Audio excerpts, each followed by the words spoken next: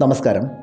നമ്മുടെ കാലുകളിലേക്കുള്ള രക്തയോട്ടം കുറയുന്നതിൻ്റെ കാരണം എന്താണെന്നും രക്തയോട്ടം കുറയുമ്പോൾ ശരീരം കാണിക്കുന്ന കുറച്ച് ലക്ഷണങ്ങൾ, രക്തയോട്ടം കുറയുന്ന അവസരത്തിൽ ശരീരം അതിനെതിരെ പ്രതികരിക്കുന്നു.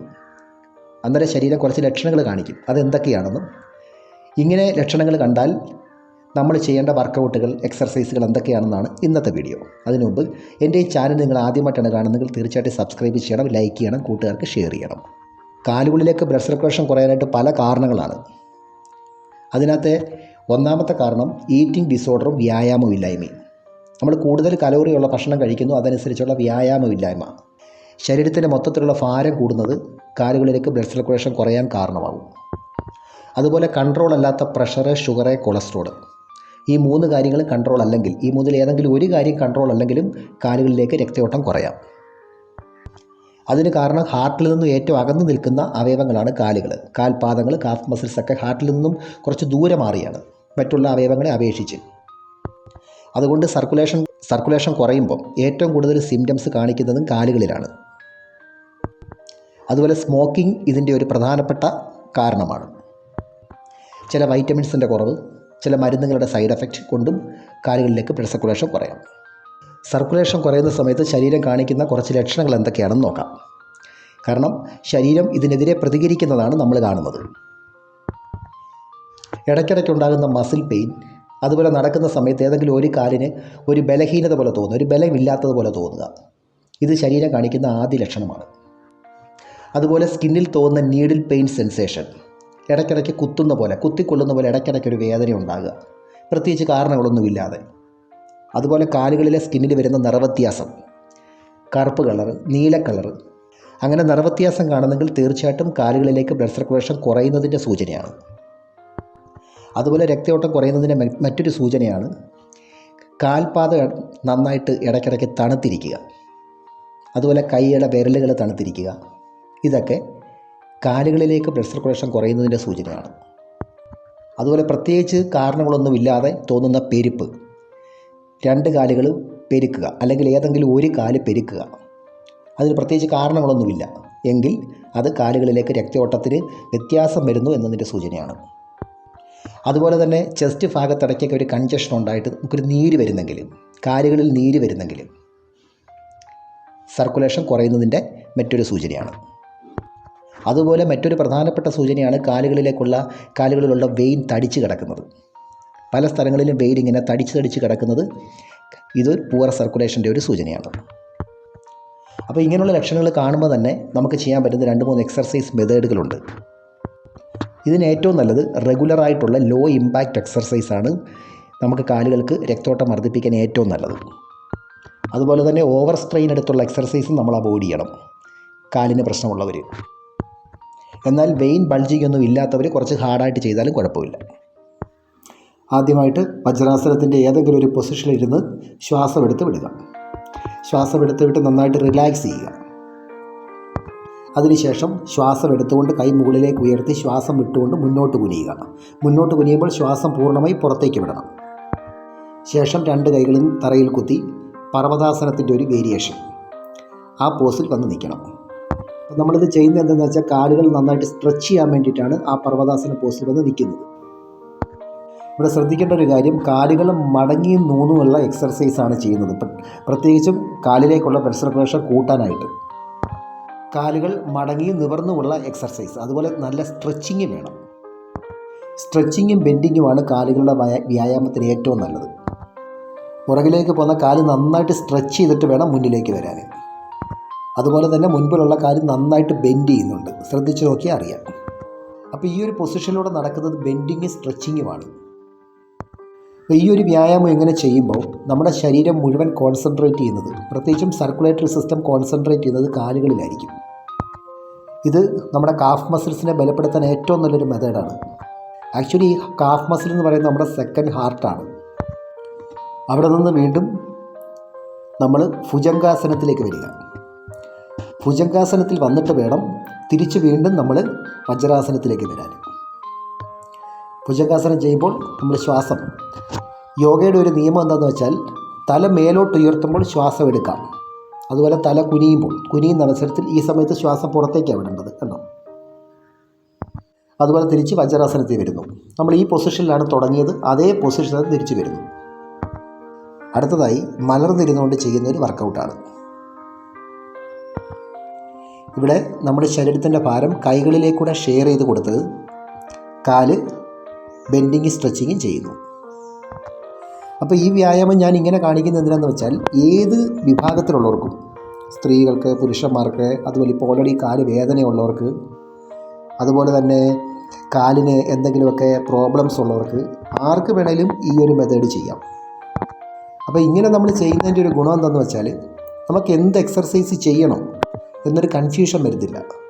അത് തന്നെയല്ല, ഈ സ്ട്രെച്ചിങ് നിങ്ങൾ ശ്രദ്ധിക്കണം. നമ്മൾ കാല് മടങ്ങി നിവർന്ന് വന്നിട്ട് നേരെ സ്ട്രെച്ച് ചെയ്താണ് ഈ നിൽക്കുന്നത്. ഈ സ്ട്രെച്ചിങ്ങിൽ നമ്മുടെ ബ്ലഡ് സർക്കുലേഷൻ കറക്റ്റ് ആവുകയാണ് ചെയ്യുന്നത്. ശരീരം മുഴുവനുള്ള ബ്ലഡ് സർക്കുലേഷൻ നമ്മൾ കറക്റ്റ് ആക്കുകയാണ് ചെയ്യുന്നത്. അതിനാണ് ഈ ബെൻഡിങ് കഴിഞ്ഞിട്ട് ഈ ഒരു സ്ട്രെച്ചിങ് അവിടെ വരുന്നത്. ഇത് നമ്മൾ ശ്രദ്ധിച്ചാൽ അറിയാം, പശ്ചിമോത്താസനത്തിൻ്റെ ഒരു വേരിയേഷനാണിത്. ജസ്റ്റ് ഇവിടെ ശരിക്കും മൂക്ക് മുട്ടിക്കേണ്ട കാര്യം ഇപ്പം ഇല്ല, ജസ്റ്റ് മുന്നോട്ടൊന്ന് കുനിഞ്ഞാൽ മതി. അതുപോലെ തന്നെ ഇത് ചെയ്യുന്നതിൻ്റെ ഇടയ്ക്ക് കാൽപാദങ്ങൾ മുമ്പോട്ടും പുറകോട്ടും ആക്കി നന്നായിട്ട് അയച്ചു കൊടുക്കുക. നമ്മുടെ കാലിൻ്റെ പാദത്തിൽ പ്രധാന അവയവങ്ങളുമായിട്ട് ബന്ധപ്പെട്ട നെർവ് എൻഡിങ്സ് ധാരാളം വരുന്നുണ്ട്. അതുകൊണ്ട് പാദം എപ്പോഴും നല്ല ബ്ലഡ് സർക്കുലേഷൻ ആയിരിക്കണം. അപ്പോൾ ഇങ്ങനെയുള്ള മെത്തേഡുകൾ നമ്മൾ 2-3 പഠിച്ചു വെച്ചിരിക്കുമ്പോൾ നമുക്ക് കാലിലേക്ക് ബ്ലഡ് സർക്കുലേഷൻ വരാനായിട്ട് ഡെയിലി ഇങ്ങനെ അങ്ങ് ചെയ്തു പോയാൽ മതി.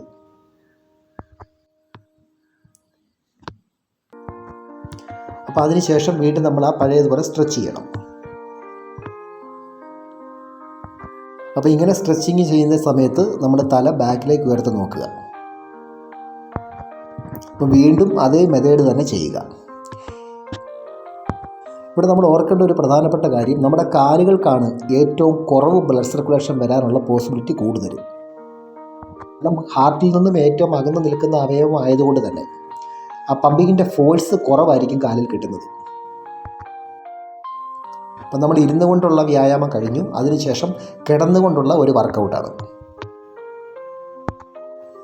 കാലുകൾ ഉയർത്തി കൈകൾ രണ്ടും മാറി മാറി കാലുകളിൽ തൊടുന്ന രീതിയാണ്. ഇവിടെ നമ്മൾ വലത് കാല് ഉയർത്തുമ്പോൾ ഇടത് കൈ കൊണ്ട് വേണം തൊടാൻ. അതുപോലെ ഇടത് കാല് ഉയർത്തുമ്പോൾ വലത് കൈ കൊണ്ടും തൊടുക. കൈയും കാലും അങ്ങനെ മാറി മാറി ഒരു 10-15 പ്രാവശ്യം ഈ വർക്കൗട്ട് ചെയ്യാം. അപ്പോൾ ഈ വർക്കൗട്ട് ചെയ്യുന്നതിൻ്റെ ഗുണം എന്താണെന്ന് വെച്ചാൽ കാലുകൾ മുഴുവൻ രക്തയോട്ടം വർദ്ധിപ്പിക്കാൻ ഈ വർക്കൗട്ട് സഹായിക്കും. ഇനി ഇവിടെ നമ്മൾ കൈകൾ കാലിൽ മുട്ടിക്കണമെന്നില്ല, ജസ്റ്റ് ഈ ഒരു ആക്ഷൻ ചെയ്താലും മതി.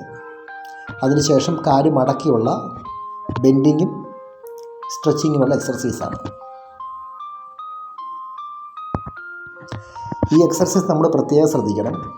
ഇതൊരു കട്ടിലിൽ കിടക്കുന്ന രോഗികൾക്കും കാലിലോട്ട് സർക്കുലേഷൻ കൂട്ടാനായിട്ട് ചെയ്യാം, അല്ലെങ്കിൽ അവർക്ക് ചെയ്തു കൊടുക്കാം ഈ ഒരു മെത്തേഡ്.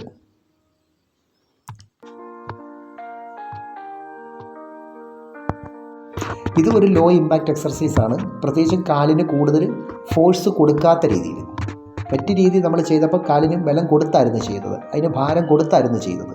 ഇതങ്ങനെയല്ല, കാലിന് ഒട്ടും ബലം കൊടുക്കാതെ, പ്രത്യേകിച്ചും കാഫ് മസിൽസിനും നമ്മുടെ കാൽപാദങ്ങൾക്കൊന്നും ഒരു ഫോഴ്സും കൊടുക്കാതെ, എന്നാൽ അതിന് വ്യായാമം കൊടുക്കുന്ന ഒരു രീതി, അതാണിത്. ഇവിടെ ശ്രദ്ധിക്കേണ്ട ഒരു കാര്യം, നമ്മൾ നന്നായിട്ട് മടങ്ങണം. മടങ്ങി നിവർന്നെങ്കിൽ മാത്രമേ അതിന് റിലാക്സ് കിട്ടത്തുള്ളൂ.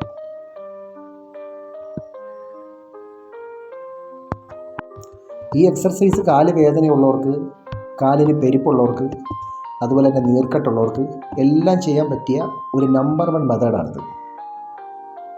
ഇത് പതിവായിട്ട് ചെയ്തു കഴിഞ്ഞാൽ കാലിൻ്റെ പെരുപ്പ്, അതുപോലെ വേദനകൾ, നീർക്കെട്ട്, അതുപോലെ തന്നെ കാലിന് വരുന്ന നിറവ്യത്യാസങ്ങളെല്ലാം മാറിക്കിട്ടും. ഇത് ചെയ്താൽ, പതിവായിട്ട് ചെയ്താൽ. ഇപ്പം വെയിനൊക്കെ ബൾജ് ചെയ്തിരിക്കുന്നവർക്ക് പറ്റിയ ഒരു എക്സർസൈസാണിത്. കാരണം അവർക്ക് കൂടുതലായിട്ട് ഫോഴ്സ് കൊടുത്ത്, കൂടുതൽ സ്ട്രെയിൻ കൊടുത്ത് ചെയ്യാൻ പറ്റത്തില്ല. അതുകൊണ്ട് ഒട്ടും സ്ട്രെയിൻ കൊടുക്കാത്ത രീതിയിലുള്ള വ്യായാമമാണ്. അതുതന്നെയല്ല, ഇതിൻ്റെ മറ്റൊരു ഗുണം എന്താണെന്ന് വെച്ചാൽ നമുക്ക് സമയം കൂടുതലെടുത്ത് ഇത് ചെയ്യാം.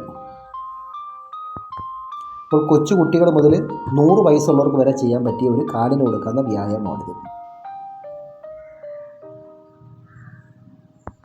അപ്പോൾ ഇത് നമ്മൾ പതിവായിട്ട് ചെയ്യുവാണെങ്കിൽ മുട്ടിൽ ഫ്ലൂയിഡ് കുറഞ്ഞു വരുന്ന അവസ്ഥ നമുക്ക് ഒഴിവാക്കാൻ പറ്റും.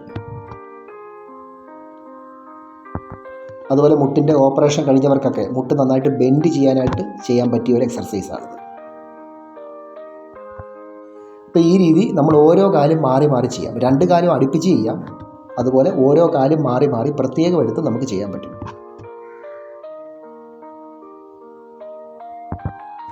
ഇവിടെ നമ്മൾ ബെൻഡിങ് മാത്രമല്ല ചെയ്യുന്നത്, നിവർത്തി സ്ട്രെച്ചൂടെ ചെയ്യുന്നുണ്ട്.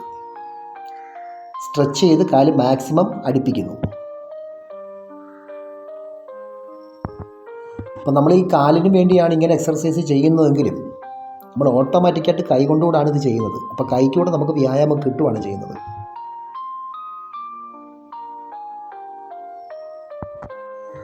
അപ്പോൾ ഇത്രയും വർക്കൗട്ട് നമ്മൾ ചെയ്തതിന് ശേഷം പിന്നെ ചെയ്യാൻ പറ്റിയ കാലിന് ഏറ്റവും നല്ല ഒരു എക്സർസൈസ് മെത്തേഡാണ് ഇത്. ഈ വാരിയർ പോസിൻ്റെ ഒരു വേരിയേഷനാണ്. വാരിയർ പോസ് വെച്ചുകൊണ്ട് നമ്മൾ ചെയ്യുന്ന ഒരു വർക്കൗട്ട് മെത്തേഡ്. അപ്പം ഇതിപ്പോൾ ഇവിടെ കാണിക്കുന്നത് എന്തിനാണെന്ന് വെച്ചാൽ നമ്മളിപ്പോൾ കാലിന് പ്രശ്നങ്ങളൊന്നുമില്ല. ഫ്യൂച്ചറിൽ കാലുമായിട്ട് ബന്ധപ്പെട്ട ഒരു പ്രോബ്ലവും വരാതിരിക്കാനായിട്ട് ഉള്ള ഏറ്റവും നല്ലൊരു മെത്തേഡാണിത്. കാരണം നമ്മുടെ കാലിൻ്റെ മസിൽസിനെ ഇത് നന്നായിട്ട് ശക്തിപ്പെടുത്തുന്നുണ്ട് ഈ ഒരു പൊസിഷൻ. അപ്പോൾ നിങ്ങൾക്ക് ഈ വീഡിയോ ഇഷ്ടമായെങ്കിൽ തീർച്ചയായിട്ടും ലൈക്ക് ചെയ്യണം, സബ്സ്ക്രൈബ് ചെയ്യണം, കൂട്ടുകാർക്ക് ഷെയർ ചെയ്യണം. Thanks for watching. See you next time. By.